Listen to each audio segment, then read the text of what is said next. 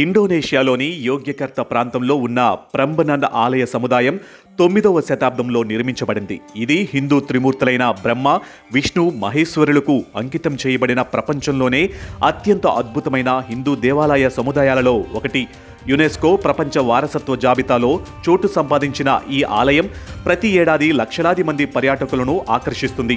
ఇప్పుడు ఈ చారిత్రక ఆలయ పునరుద్ధరణ బాధ్యతలో భారత ఆర్కియాలజికల్ సర్వే ఆఫ్ ఇండియా అంటే ఏఎస్ఐ కీలక భాగస్వామిగా మారింది.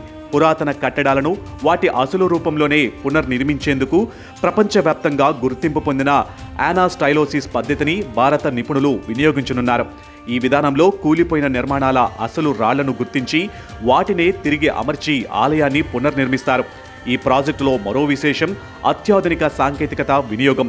వేల సంఖ్యల్లో చెల్లాచెదురుగా ఉన్న రాతి బండలను గుర్తించి వాటి అసలు స్థానాలను కనుగొనేందుకు ఆర్టిఫిషియల్ ఇంటెలిజెన్స్, డిజిటల్ మ్యాపింగ్ వంటి ఆధునిక సాంకేతిక పరిజ్ఞానాన్ని ఉపయోగించనున్నారు. దీంతో పునరుద్ధరణ మరింత ఖచ్చితత్వంతో జరిగే అవకాశం ఉంది. ఇండోనేషియా సాంస్కృతిక మంత్రి ఫడ్లీ జోన్ మాట్లాడుతూ, ప్రంబనన్ ఆలయం మాత్రమే కాకుండా సమీపంలోని సేవు, ప్లావోసన్ ఆలయ సముదాయాలను కూడా ఒకే సాంస్కృతిక వారసత్వ ప్రాంతంగా అభివృద్ధి చేసి సంరక్షించాలని ప్రభుత్వం భావిస్తుందని తెలిపారు.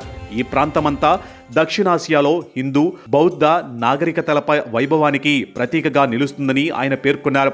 భారత్కు ఇలాంటి వారసత్వ కట్టడాల పునరుద్ధరణలో ఇప్పటికే విశేష అనుభవం ఉంది.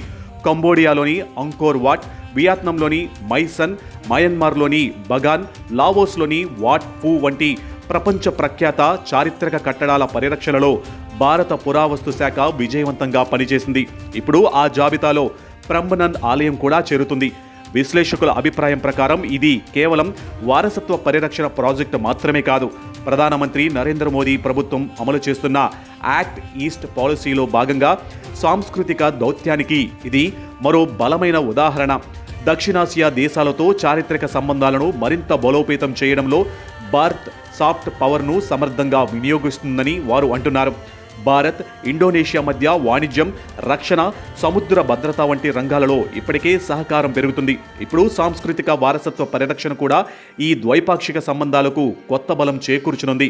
ప్రపంచ వారసత్వ సంపదను కాపాడడంలో విశ్వసనీయ భాగస్వామిగా భారత్ తన స్థానాన్ని మరింత బలపరుచుకుంటుందనే అభిప్రాయం వ్యక్తమవుతుంది.